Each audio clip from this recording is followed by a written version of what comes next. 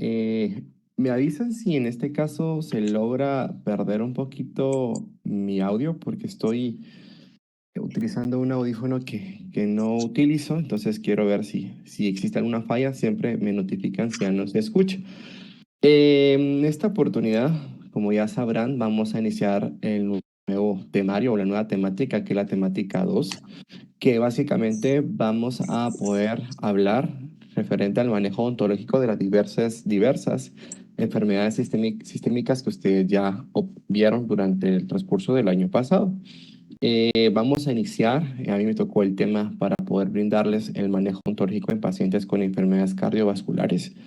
Como ya saben, como ya sabrán, las enfermedades cardiovasculares es uno de los tipos de patologías más comorbidades más frecuentes vistas en la población a nivel mundial y evidentemente en nuestra población no es la excepción. Entonces, si hay algún tipo de duda durante la plática, la clase, siéntanse en la libertad de levantar la mano y exponer su duda. Esta es una sesión realmente muy corta, no es tan larga. Si ya saben, existe en la plataforma el capítulo 5 donde habla sobre el manejo odontológico en pacientes con enfermedades cardiovasculares. Como saben, es un poquito, tal vez no tan largo, pero enfóquese básicamente en el manejo odontológico. Recordemos que diagnósticos 3, eso es ustedes no vamos a hablar ahorita y no vamos a explicar qué es la presión arterial, qué es la hipertensión, qué es la angina de pecho, no, eso ya ustedes ya lo vieron. Ahorita vamos a ser un poco más práctico en estos temas y vamos a poder ejecutarlo en la práctica clínica odontológica y la importancia de que estos deben de conocer para el manejo ontológico en estos pacientes. Es por eso mismo de que cuando lean ese folleto enfóquese justamente en la parte de la importancia ontológica, los efectos secundarios a nivel bucal y todo esto, ¿verdad? Entonces, vamos a iniciar y como siempre me gusta plantear los objetivos de la charla del día de hoy y vamos a hablar sobre aplicar los conocimientos para el manejo ontológico en pacientes con problemas cardiovasculares. Asimismo, vamos a conocer si se puede tratar un paciente, permítanme mucho que no estoy grabando. Si no me dicen, no me acuerdo. Listo. Ok. Vamos, como le estaba diciendo, los objetivos planteados es aplicar conocimientos para el manejo ontológico del paciente con problemas cardiovasculares. Asimismo, conocer si se puede tratar a un paciente en la consulta odontológica con niveles altos de presión sanguínea. Definir si se puede utilizar anestésico con vasoconstrictor es un tema que vamos a abordar el día de hoy, si es importante, si podemos o no podemos. Identificar el protocolo de tratamiento en pacientes anticoagulados. Y por último, reconocer qué pacientes con enfermedades cardiovasculares pueden desencadenar un tipo de endocarditis infecciosa. De los temas que vamos a abordar el día de hoy, vamos a hablar de ciertas generalidades del tema, el manejo odontológico en aquellos pacientes con hipertensión arterial, uso de anestésicos vasoconstrictores locales, el manejo odontológico en pacientes con angina de pecho, pacientes antiplaquetarios, anticoagulados, el equipo dental y su relación con la aparatología cardíaca y por último endocarditis infecciosa. Como les dije de un inicio, diagnóstico 3 básicamente vamos a poder enfatizar de la importancia de la práctica ontológica en estas enfermedades. No vamos a ponderar, no se va a ver desde un inicio qué es la enfermedad como tal, porque eso ustedes ya lo vieron en tercer año, sino va a ser un poquito más lleno a la práctica ontológica. Es por eso que tal vez esta clase va a ser pues, relativamente corta en comparación de las anteriores, ¿verdad? Eh, Les dejé un formulario Google que algunos de ustedes lo llenaron y si no, les pido por gratitud que lo puedan llenar. Les voy a compartir el link por este medio y básicamente solamente quiero saber pues una levemente encuesta sobre la importancia sobre las enfermedades sistémicas en nuestra familia. Si me hacen el favor de poder llenar la encuesta. Tenemos 23 respuestas. En teoría somos, creo yo pensar, aproximadamente ¿cuántos? 27 de acá. Entonces, esperaría que los que no han llenado la encuesta, por favor, me hacen el favor de llenarlo. Voy a dar un minutito.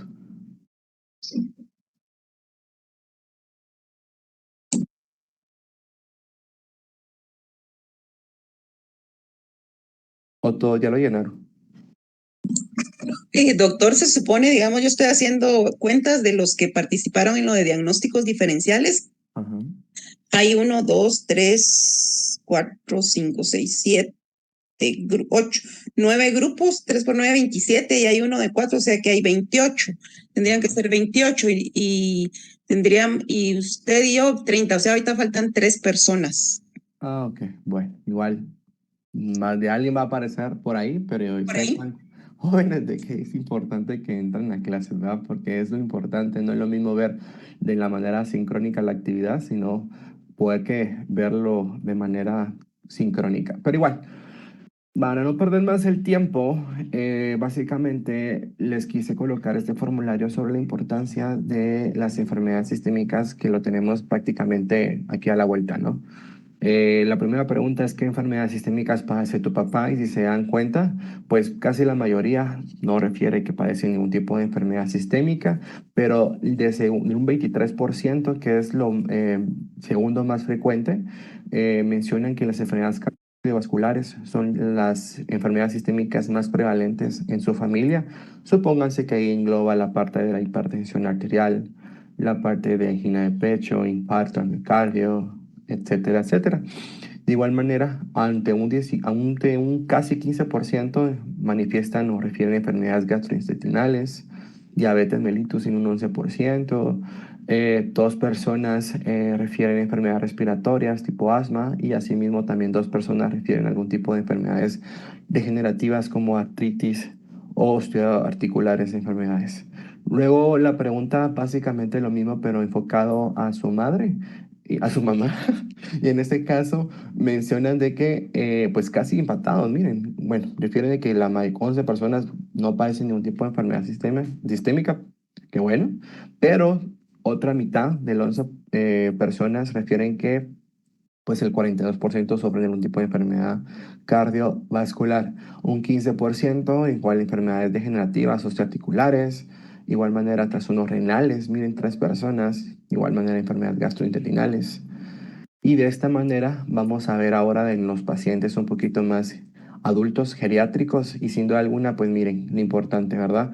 Las enfermedades cardiovasculares y la diabetes mellitus son enfermedades o son comorbilidades más frecuentes a nivel mundial y aquí claramente lo podemos observar que en nuestra población guatemalteca son enfermedades muy frecuentes, ¿verdad? Entonces es importante conocerlo, más que vamos a ser odontólogos, que van a ser ustedes odontólogos y van a tener dicha de poder atender a estos pacientes, sobre todo la importancia de poder conocer y el manejo de estos pacientes. Bueno, básicamente esto era como la actividad y les agradezco mucho por haber participado. De manera como introductoria, vamos a hablar de las generalidades referentes a las enfermedades cardiovasculares y mencionamos algunos factores de riesgo. Los factores de riesgo asociados a enfermedades cardiovasculares, sin duda alguna, son aquellos pacientes que sufren de alguna ya enfermedad como hipertensión arterial. En este caso, los pacientes de edad, en este caso, los varones, tienen mayor riesgo de padecer enfermedades cardiovasculares si tienen algún tipo de edad mayor a 55 años. En caso de mujeres, mayor a 65 años. Obviamente, si existe esta sinergia entre acompañamiento de esta enfermedad de diabetes mellitus, pues sin duda alguna es un aumento en factor de riesgo de enfermedades cardiovasculares. Las altas concentraciones de colesterol bajo, asimismo las dosis bajas de colesterol de alta densidad. Igual manera, otro factor de riesgo asociado es la tasa de filtración glomerular. Ay, estoy hablando, se está trabando la lengua. Glomerular menos de 60 mililitros por minuto. Igual manera, historia de enfermedades cardiovasculares prematuras, la presencia de proteína de la albumina, la microalbuminuria en la orina, la obesidad claramente es un factor de riesgo en estas enfermedades cardiovasculares, el sedentarismo, la inactividad física y sobre todo pues el tabaquismo son factores que conllevan a tener capacidad de poder tener algún tipo de enfermedades cardiovasculares. Antes de iniciar con el tema, es importante que nos preguntemos que existen ciertas interrogantes en el tratamiento dental en estos pacientes. Sobre todo si se han preguntado si se pueden tratar al paciente, si presenta niveles altos de presión sanguínea al llegar a la consulta, realmente se pueden tratar. Pueden utilizar el anestésico con vasoconstrictor. ¿Qué procedimientos dentales pueden realizar en pacientes que sufren un tipo de o están anticoagulados o reciben este tipo de tratamientos? ¿Y qué sucede si mi paciente utiliza un marcapaso y necesito realizar tratamientos con algún tipo de equipo de ultrasonido? ¿Realmente lo podemos hacer? Son todas esas interrogantes que en ocasiones, vaya la redundancia, nos preguntamos y ahorita en esta práctica vamos a tener respuesta a ello.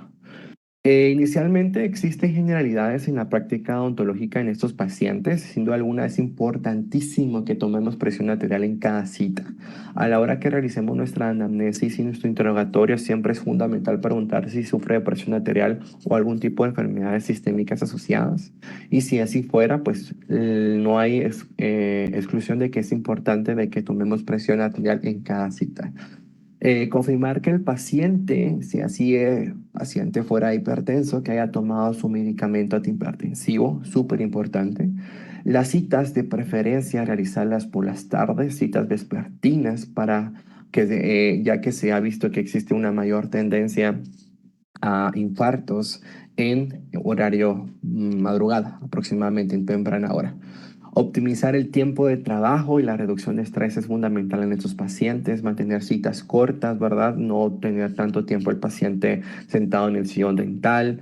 La reducción de estrés a veces puede ser un poco difícil porque ya de por sí la visita al dentista ya genera un poquito de estrés. Entonces siempre es importante que nos podemos apoyar con ciertos medicamentos como ansiolíticos, ya sea clonazepam, 2 miligramos, una tableta antes de dormir y luego una tableta antes de la cita.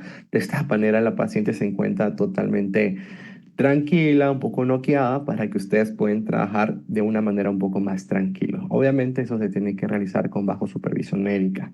Importantísimo la prescripción de fármacos, ¿verdad? Si en este caso ustedes necesitan prescribir algún tipo de antiinflamatorio, AINE, por ejemplo, es importante que sepa que, como vamos a ver más adelante, existen ciertos mecanismos o alteraciones o sinergia de algunos medicamentos que nosotros indicamos con algunos antihipertensivos. Entonces, es fundamental la comunicación con el médico tratante. Y de igual manera, las lesiones bucales, básicamente existe un grupo de efectos secundarios o manifestaciones bucales asociado al consumo de algunos antihipertensivos, como vamos a ver más adelante, ya sea la poca saliva, que la hiposalivación, algún tipo de reacción liquenoide, como vamos a ver, que es una respuesta a fármaco, una respuesta de hipersensibilidad, e inclusive algún tipo de agrandamiento gingival como hiperplasias gingivales. Entonces son efectos secundarios que podemos tener a la mano si conocemos bien detalladamente los antihipertensivos que el paciente tome, ¿verdad? Las implicaciones y riesgos en la consulta dental básicamente lo podemos enumerar en cuatro. Primero es que ese riesgo de producir algún tipo de infarto al miocardio, paro cardíaco, algún tipo de endocarditis infecciosa. Como les comentaba, las interacciones farmacológicas entre los medicamentos es súper importantísimo que sepamos qué medicamento antihipertensivo toma el paciente y que si existe algún tipo de inconveniente al recetarlo con algún AINE, con algún antibiótico, ¿verdad? El riesgo de sangrado posoperatorio prolongado secundario al empleo de anticoagulantes y antiagregantes plaquetarios y algunos fármacos antihipertensivos que producen algunas manifestaciones bucales, como ya les comenté. Las enfermedades cardiovasculares, como les dije desde un inicio, no vamos a ver una por una. Esto ustedes ya lo, teoría ya lo tuvieron que haber visto en tercer año, sino que sepan de que básicamente son ocho: la hipertensión, la hipotensión arterial, las cardiopatías coronarias, que viene siendo la angina de pecho, el infarto al miocardio, algunas arritmias, la fiebre reumática, el accidente cerebrovascular, la endocarditis infecciosa, la insuficiencia cardíaca congestiva y algunas cardiopatías congénitas. Vamos a empezar con la más frecuente comorbilidad, que es la hipertensión arterial, y básicamente podemos definirla con un aumento sostenido de la presión arterial, la sistólica por arriba de 140 miligramos por mercurio y superior a 90 miligramos la presión diastólica. Actualmente existe una clasificación de la presión arterial en adultos que lo tenemos que tomar en consideración para poder categorizar a nuestro paciente. Esto es súper importantísimo que lo tomemos presente, por favor, y actualmente podemos ya englobar varias categorías, donde la categoría normal manifiesta algún tipo de presión menor a 120 por 80 milímetros por mercurio, cuando ya encontramos que la presión se encuentra levemente elevada, es de 120 a 129 sobre 80, pero ya se le denomina algún tipo de hipertensión en etapa uno cuando tenemos una presión sistólica por arriba entre 130 y 139 milímetros por mercurio sobre 80 a 89 en su presión diastólica. Ya tenemos una etapa 2 cuando esta presión sistólica es por arriba de 140 miligramos por mercurio y la diastólica es por arriba de 90 mililitros por mercurio. Esta es una tabla que de igual manera lo pueden encontrar en el capítulo del libro de la referencia bibliográfica de este tema y enumera los medicamentos empleados en el tratamiento de la hipertensión arterial como sus manifestaciones bucales, así como las consideraciones dentales que debemos de tomar en cuenta nosotros como odontólogos. Si se dan cuenta, los englobé o los englobó los más importantes o los que yo considero los que la mayoría de pacientes manifiesta que toman, que son los diuréticos, la más conocida que es la hidroclorotiazida, que como se sabe existen manifestaciones bucales asociadas a este grupo de medicamentos, como la hiposalivación y algún tipo de reacción liquenoide. No voy a entrar a detalle qué es una reacción liquenoide, pero sí supongo que ya lo habrán visto. Una reacción liquenoide es una respuesta de hipersensibilidad ante algún fármaco, ante algún tipo de material restaurador local que se encuentra en la muela del paciente, que clínicamente vemos como tal un fondo erosivo con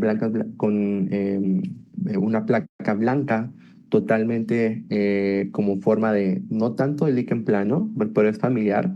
Sin embargo, este sí es unilateral. Sí refiere a algún tipo de asociación, ya sea al consumo de fármacos o bien algún tipo de restauración, que en este caso la amalgama, una restauración metálica asociado al área. Como repito, cómo se puede encontrar, es una úlcera, una erosión con ciertas áreas blanquecinas dispuestos sobre un fondo erosivo. ¿Qué consideración dentales debemos tomar en cuenta si el paciente toma diuréticos? Sobre todo que puede provocar hipotensión ortostática. Es importante evitar el uso prolongado de AINES, es lo que les comentaba, porque puede reducir los efectos del antihipertensivo. No hay ningún problema con el efecto del analgésico con vasoconstrictor porque no hay ningún tipo de alteración referente a vasoconstrictor.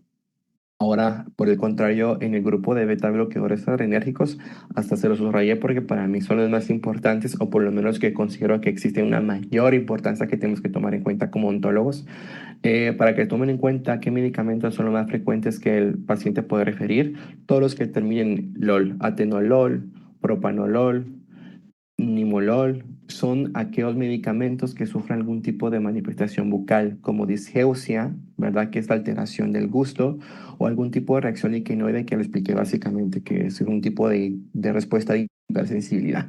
¿Qué consideraciones dentales debemos tomar en cuenta, jóvenes? De igual manera, hay que evitar el uso prolongado de AINES, ¿verdad? Porque puede reducir los efectos antihipertensivos, ¿verdad? Aquí podemos no pasar de los 4 días que son los principales para recetar un tipo de AINE, ya que si el paciente toma o este tipo de medicamento, ya sea diurético o ya sea beta bloqueador adrenérgico, sepamos que puede existir algún tipo de efecto secundario con el medicamento antihipertensivo. En este caso, subrayé la importancia que si este medicamento o estos medicamentos interfieren o existen interacciones vasoconstrictoras, ya sea que aumenta potencial de la presión arterial. ¿A qué me refiero con esto? Que aquí en estos pacientes es importantísimo de que debemos de evitar el uso de medicamentos con vasoconstrictor o si lo vamos a utilizar que no se pase de esta dosis de 0.036 que básicamente vamos a ver más adelante que son entre 2 a 3 cartuchos máximo, ¿verdad? Ya que si logramos tener la aplicación de un anestésico con vasoconstrictor y adrenérgico puede provocar algún tipo de interacción vasoconstrictora, e inclusive algún tipo de aumento en la presión arterial. De igual manera, existen otros dos grupos de familia hipertensivo, que son los bloqueadores de canales de calcio, el amlodipino, nifedipino, y eso sin duda alguna tiene también manifestaciones bucales de relevancia, como algún tipo de agrandamiento gingival una hiperplasia gingival localizada o bien generalizada. Principalmente debemos de evitar recetar en conjunto con antibióticos como macrólidos, amoxicilina, por ejemplo, ya que puede provocar hipotensión. No existe como los beta bloqueadores algún tipo de interacción vasoconstrictora, es importante tomar en cuenta. Y el otro grupo, que tal vez no es tan conocido, pero los inhibidores de la enzima convertidora de angiotensina, que está el benacepril, el captopril, enalapril, provoca también manifestaciones bucales. De estas, pues hay que tomar en cuenta algún tipo de angioedema en labios, cara, lengua, alteraciones del gusto y ciertos síntomas como boca ardorosa. Igual manera que consideraciones dentales debemos tomar en cuenta. La hipotensión ortostática puede provocar y de igual manera evitar el uso prolongado de los AINES, ya que puede reducir los efectos de antihipertensivos, ¿verdad? En este diapositiva ilustra el plan de tratamiento dental de acuerdo a la presión arterial del paciente y lo logré poder lo colocar como un tipo de semáforo para que ustedes me entiendan. Si el paciente tiene una presión normal o levemente elevada, no debemos de realizar algún tipo de modificación en el tratamiento. Podemos realizar cualquier tratamiento. Siempre es importante recomendar y visitar al médico si en caso existen factores de riesgo, como ya mencionamos anteriormente, obesidad, hipertensión, mi familia, etcétera, etcétera. Cuando tenemos presión de 130 a 139 sobre 90 milímetros por mercurio, estamos ante una etapa 1. Entonces aquí hay que tomar en cuenta ciertos tratamientos dentales. Es decir, si el individuo está sintomático, es decir, que no hay evidencia de daños a órganos blancos. Y les pregunto, ¿qué o cuáles son los órganos blancos? Es cerebro, corazón y riñón. Si existe ausencia o no hay daño a órganos blancos, que es, repito, cerebro, corazón y riñón, podemos tratar al paciente sin ningún inconveniente, ¿verdad? Restauraciones que podemos hacer, restauraciones, profilaxis, tratamiento periodontal, endodóntica y evidentemente no quirúrgica. Y es importantísimo informar al paciente sobre su estado, que está en una etapa 1, y referir al médico para su control. En contraste, cuando tenemos una etapa 2, que es por arriba de 140 en la presión sistólica sobre por arriba de 90 mililitros por mercurio, en este caso, si el individuo es asintomático y de igual manera no hay daño a órganos blancos, corazón, riñón y cerebro, y ha recibido sus medicamentos, o sea, se puede decir que está diagnosticada, vamos a manejar únicamente urgencias. Entonces, el tratamiento debe continuarse hasta que el paciente esté bajo control. En cambio, cuando está el semáforo rojo es cuando tenemos, por ejemplo, una presión sobre 180 y 110 milímetros por mercurio, y aún todavía no hay evidencia de daño a órganos blancos. En este caso, únicamente, de igual manera, vamos a manejar solo urgencias, pero en un ambiente hospitalario, ¿verdad? Y de igual manera, referir al paciente con el médico y continuar el tratamiento hasta que el paciente esté controlado. Y ya de último, si las manifestaciones de daño a órganos blancos son evidentes, asimismo, también existe comorbilidades asociadas como diabetes mellitus que no están controladas o pobremente controladas y cifras de presión arterial atípicas, está contraindicado cualquier tratamiento dental electivo. La urgencia o el manejo odontológico debe ser únicamente y exclusivamente hospitalario.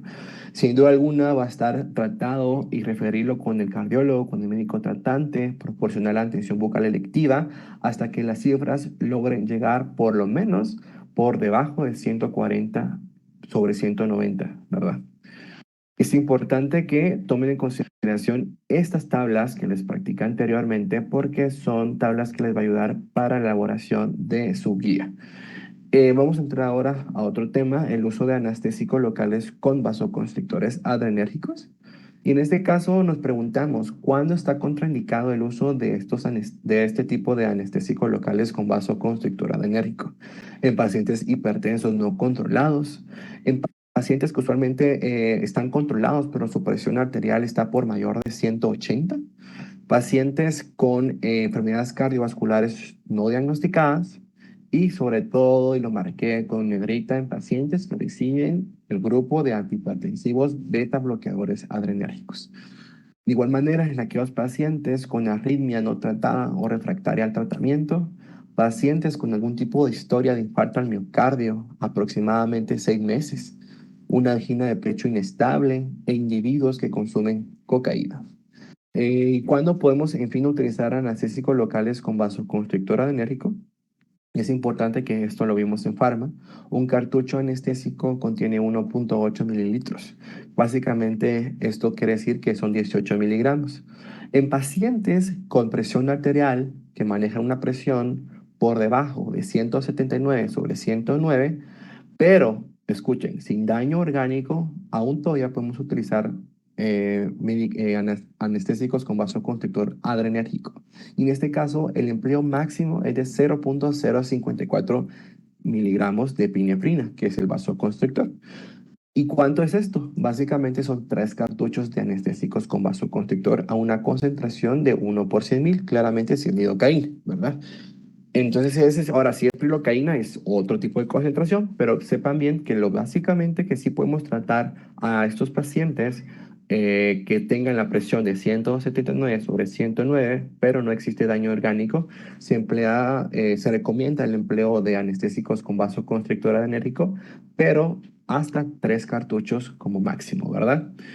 De igual manera, esto ya existe como tal alguna evidencia científica. Este artículo no es tan nuevo, es de 2001, lleva mucho tiempo, pero evidentemente ya desde hace rato, ante una revista que es la Oral Medicina Pathology, que es una buena revista de patología de medicina bucal, mencionan que y concluyen que no hay ningún tipo de riesgo sobre el uso de epinefrina y lidocaína en aquellos pacientes que sufren algún tipo de enfermedades cardiovasculares, ¿verdad?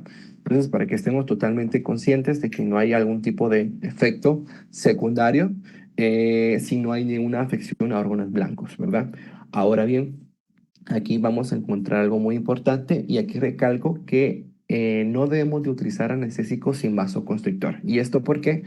Porque la vasoconstricción nos ayuda muchísimo a poder evitar que la absorción del anestésico sea más rápida, queremos que sea más lenta para que la analgesia sea mucho más tiempo. Y así evitaríamos tener mayor aplicación de anestésico. Es por eso que es importante y se recalca que no debemos de utilizar anestésicos sin vasoconstrictor, ya que el riesgo de toxicidad es mayor. Y es porque lo que les decía, jóvenes, es rápida la absorción a la circulación y genera un cuadro de sobredosis de este fármaco. Es decir, si lo aplicamos el anestésico con vasoconstrictor, el medicamento, más bien el analgésico, el anestésico se queda más tiempo, en este caso, en el organismo y la absorción va a ser mucho más lenta y por ende tenemos más tiempo de poder trabajar al paciente. En contraste, cuando utilizamos anestésicos sin vasoconstrictor,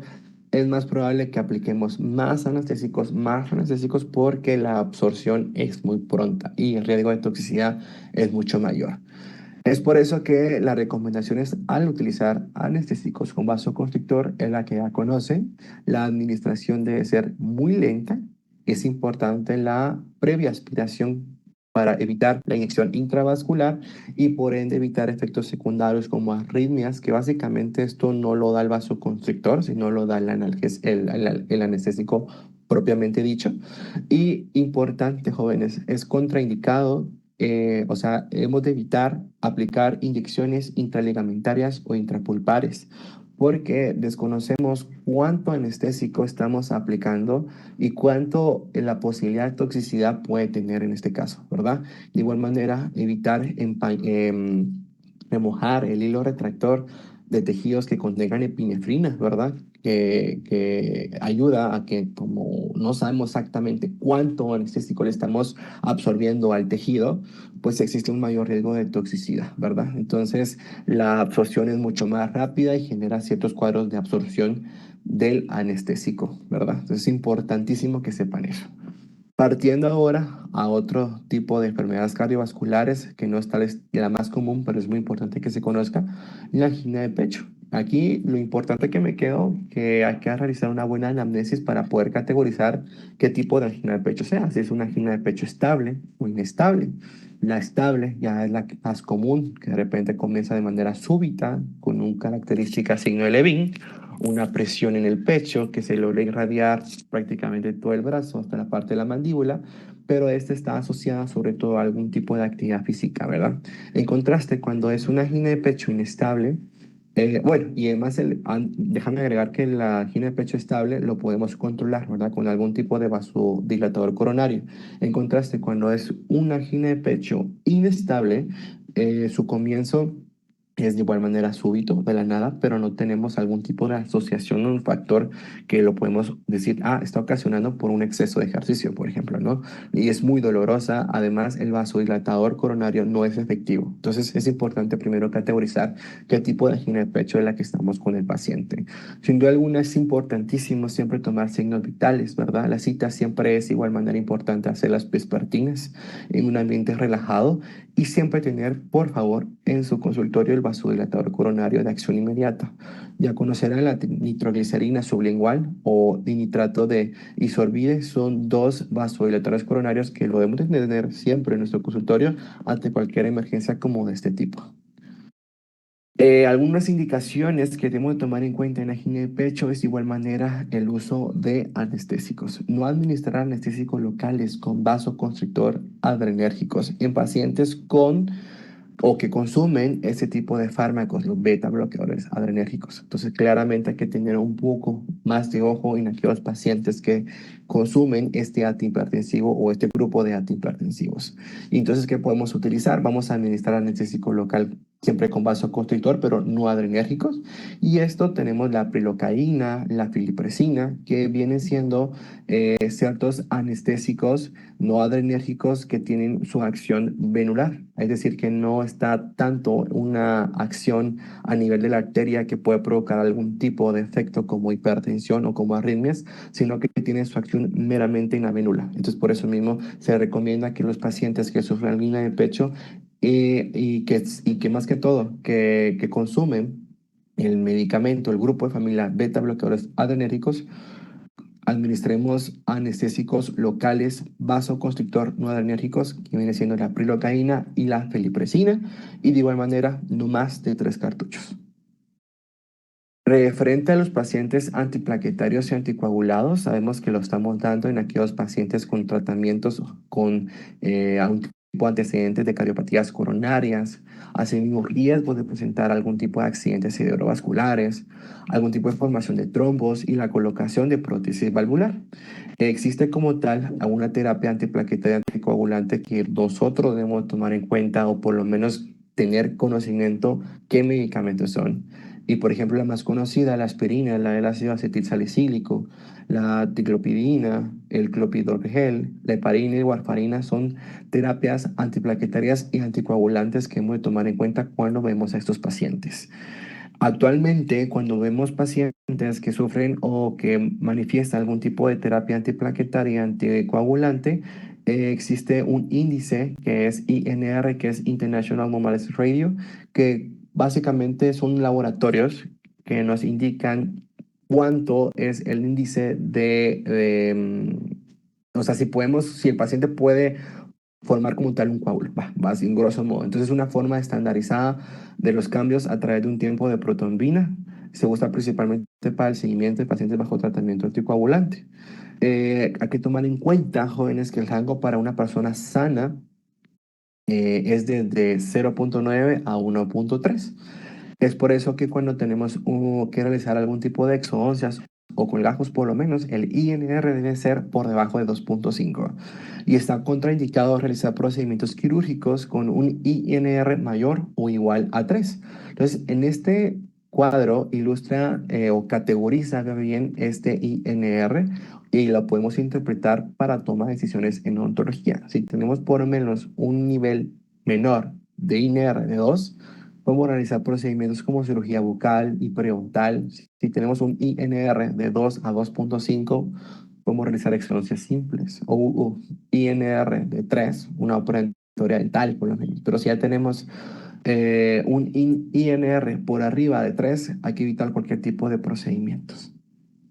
Y actualmente pues ya hay evidencia científica en donde no es necesario suspender la aspirina, ya que en ocasiones o comúnmente ustedes ya de plano habrán escuchado de que el paciente toma aspirina y fijo, hay que suspenderlo porque el paciente se me va a morir desangrado aquí en la clínica. Y realmente no. no es necesario suspender la aspirina para llevar a cabo procedimientos quirúrgicos, pero eso sí, siempre y cuando el sistema de coagulación sea normal. Entonces, por eso mismo que es importante que tomemos este índice de INR para tomar decisiones bajo un procedimiento dental, ¿verdad? Como les decía, estudios clínicos en los últimos años han demostrado que la suspensión súbita de la aspirina pone en riesgo a la persona en desarrollar más eventos tromboembólicos. Entonces, realmente no tenemos que tener que suspender de manera súbita la aspirina. En procedimientos quirúrgicos, ya sea exodoncias o algún tipo de cirugía periodontal, sin detener la administración de la aspirina, ya que como pues, puedes producir un sangrado un poquito más de lo normal, puede ser controlado con diferentes alternativas, ¿verdad? ¿Y qué alternativas tenemos? Pues medidas homeostáticas locales, como un tipo de sutura, ¿verdad?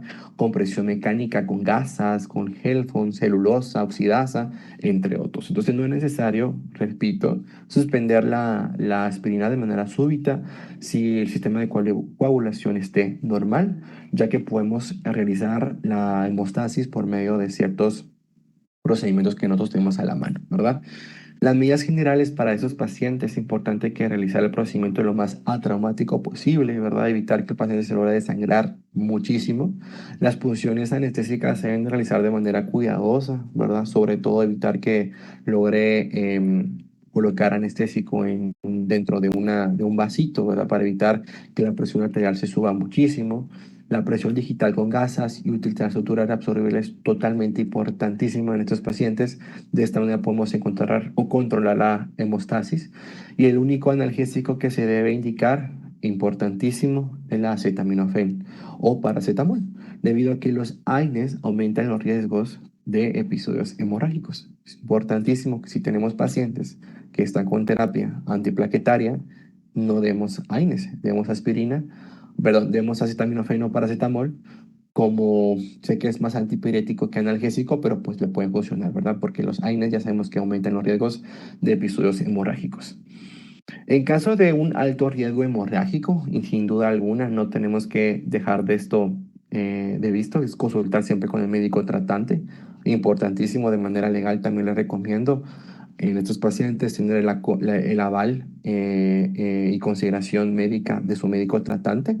Suspender el medicamento, perdón, 2 a 3 días antes de la cirugía. Si en este caso sabemos de que el INR está por arriba y el médico dice, no, aquí él no está candidato, pues ya sabe que debe suspender el medicamento 2 a 3 días antes de la cirugía y restaurar el medicamento un día después del procedimiento. Entrando a otro tema, el equipo dental, que es muy común, y nosotros tenemos muchos equipos dentales a la mano para realizar procedimientos odontológicos.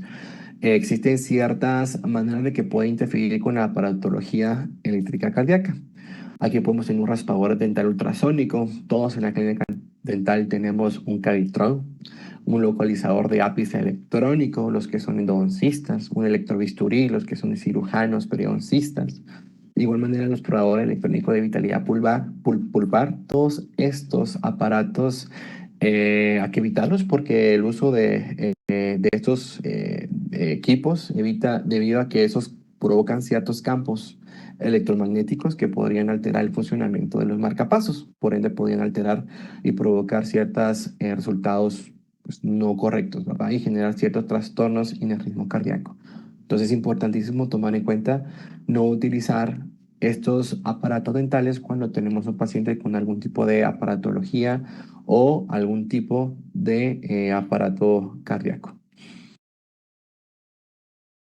Ahora, casi entrando de último, ¿quiénes tienen alto riesgo de desarrollar algún tipo de endocarditis infecciosa? Pues básicamente son aquellos pacientes que han tenido historia de portadores de prótesis valvulares, quienes tienen antecedentes de alguna enfermedad, de una endocarditis infecciosa, quienes presentan cardiopatías congénitas, sobre todo cianosis, quienes tienen menor de 6 de cirugía, que tienen menos de 6 meses algún tipo de cirugía cardíaca y los que han sometido a corrección quirúrgica de algunas cardiopatías.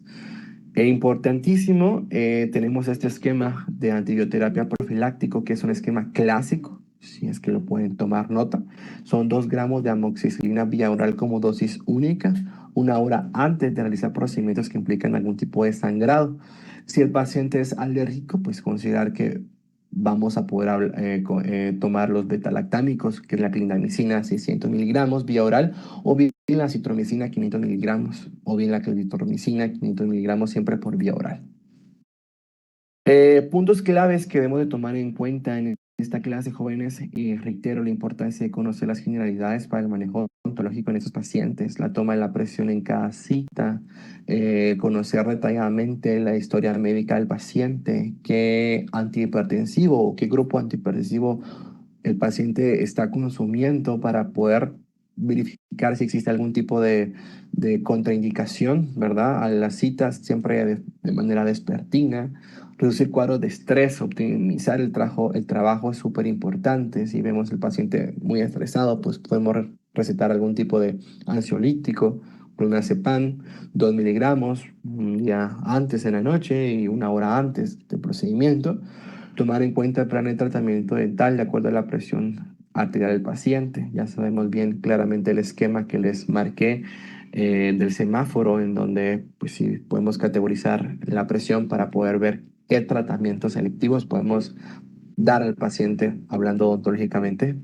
Interacciones farmacológicas entre los medicamentos. Ya saben qué grupo de medicamentos antihipertensivos tiene efectos sobre algunos AINES, sobre algunos antibióticos e inclusive algunos anestésicos con vasoconstrictor adrenérgico. Debemos de evitarlos en aquellos pacientes que consumen medicamentos antihipertensivos beta bloqueadores adrenérgicos. Algunos fármacos antihipertensivos producen manifestaciones bucales. Las más comunes es la hiposalivación, la rexoliquinoide, algunas hiperplasias gingivales, ¿verdad? Entonces es importante tomar en cuenta que estos medicamentos pueden provocar algunos efectos secundarios en boca. Los pacientes con presión arterial menor de 170/109 sin daño orgánico se recomienda el empleo máximo de 0,054 como mencionamos, evidentemente con vasoconstrictor, y como máximo son 3 cartuchos que debemos de tomar en cuenta. Evitar el uso de anestésicos locales sin vasoconstrictor, como les dije, y fui muy enfático en esa parte, ya que si logramos utilizar este tipo de anestésicos sin vasoconstrictor, puede provocar mayor riesgo de toxicidad por el anestésico local. El vasoconstrictor nos ayuda ya que contribuye a una lenta absorción del anestésico y por lo tanto pues disminuye la posibilidad de algún tipo de toxicidad. No administrar anestésicos locales con vasoconstrictor adrenérgico en aquellos pacientes con beta bloqueadores adrenérgicos, ya les comenté, y de preferencia mejor administrar anestésicos locales, eh, vasoconstrictores no adrenérgicos, y esto es la prilocaína o la felipresina. Y está contraindicado realizar procedimientos quirúrgicos con INR mayor o igual a 3. Y por último, no es necesario suspender la aspirina para llevar a cabo procedimientos quirúrgicos, siempre y cuando el esquema de coagulación esté totalmente normal. Entonces, como lo repito, desde un inicio, iba a ser una clase muy corta, muy resumida, muy concisa, y les va a ayudar los puntos claves para poder lograr responder bien la guía, ¿verdad? Que la guía son preguntas de casos clínicos que si pusieron atención en la clase, lo repetí varias veces para que no haya algún tipo de duda, pueden resolver de manera correcta su guía. Y como diría mi ex, aquí terminamos. Muchísimas gracias, jóvenes. Si existiese algún tipo de duda, me pueden hacerla, levanten la mano o hasta aquí quedamos. Gracias, jóvenes, por su atención. Jóvenes, como bien dijo el doctor, si tienen alguna duda, pues aquí es el momento, todavía hay un tiempecito. Si no, también quiero darles no, ustedes con la sección B ya está colocada lo de diagnóstico diferenciales, ya me indicaron de alguien que no tiene su nota, pero lo vamos a revisar. Es con la otra sección que tengo que avisarles que lo pongan. Y también pedirles que para antes de que se me vayan, por favor, que si pueden abrir su cámara. Gracias, doctor. De nada. Si abren su cámara, les voy a agradecer. Ya es lo último que platicamos hoy. Muchas gracias.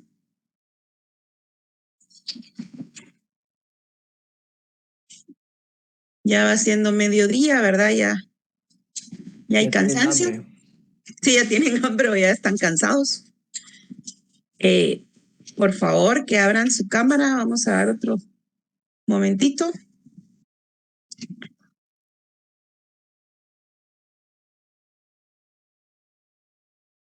Ya casi, ya casi.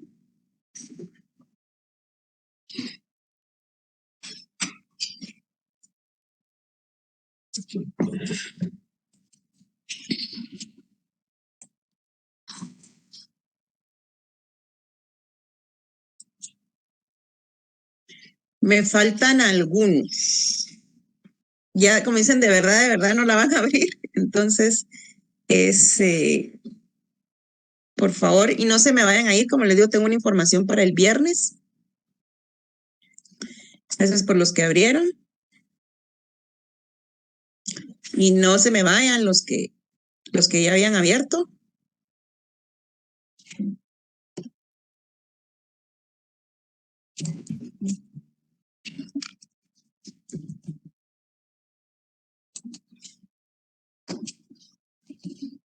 Y les quería comentar, el viernes está programada la clase para las 11:30, de 11:30 a 1.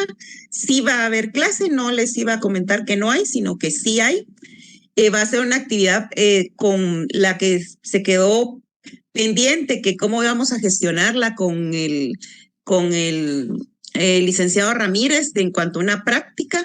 Se va a realizar en forma virtual, tal como ustedes lo solicitaron la mayoría, que dijo que era mejor que fuera virtual a que fuera presencial, y esa práctica tiene una ponderación. Entonces, solo los que estén presentes van a tener derecho a esa ponderación. Entonces, les encargo su puntual asistencia. Para poderlo manejar, va a entrar la sección B. El otro viernes va a entrar la sección A. Entonces, este viernes ustedes entran a la clase a su horario normal, 11:30.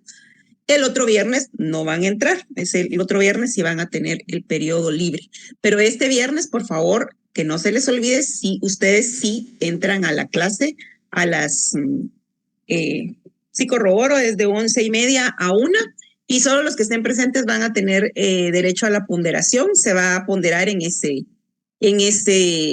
espacio. Estén atentos en la plataforma del recurso que pueda colocar el licenciado Ramírez. También, si bien yo sé que ahorita este viernes ya tienen parcial de totales, pero empiecen a revisar los documentos y lo que tienen de material de apoyo, porque el próximo viernes es parcial de diagnóstico, que va a ser de cariología. Este tema de cariología, esos son los temas que van a entrar. No va a haber ningún otro, o sea, no va a entrar tema de la entrevista, ni tema de los diagnósticos diferenciales, ni este tema. Este tema ya es este primer tema que nos hizo el favor el doctor Orellana, ya es del próximo parcial, bueno, o sea, del segundo parcial. Entonces, igualmente se los colocaremos en la plataforma, pero el próximo viernes, que es el primer parcial de diagnóstico 3, es de cariología. Entonces, si no hay otra duda o comentario, le agradecemos mucho al doctor, y ya saben que pueden comunicarse con él. Yo sé que lo han hecho, entonces pueden comunicarse con él para alguna duda que pueda surgir. Entonces, sí, doctor. Sí, doctora, gracias. Únicamente para comentarles, sé que se lo dije cuando estábamos en la sesión, la guía. Ya está subida la guía en formato PDF, incluso ya está el apartado de tareas donde deben de subirla. Esa tiene una ponderación de un punto de zona.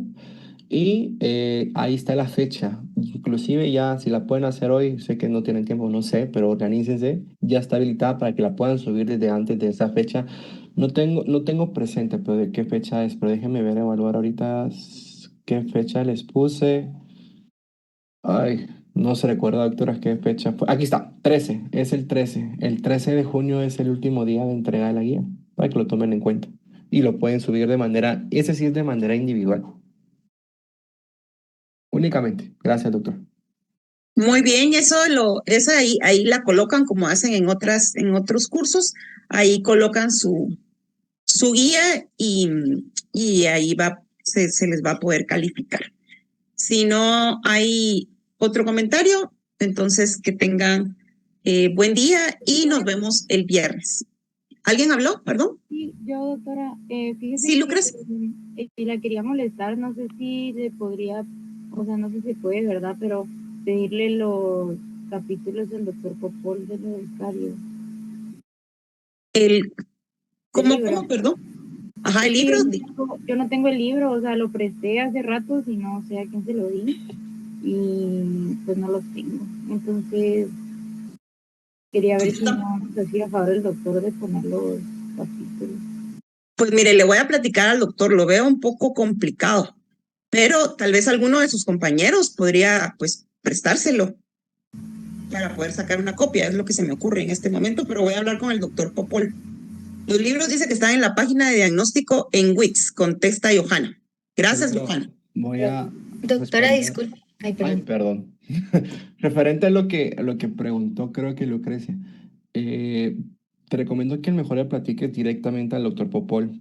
Creo que no está en Wix porque evidentemente es de su autoría y no lo puedes subir a la plataforma para que lo descarguen. Tienes que evocarte con él para que él te diga si te puede vender un libro o no sé.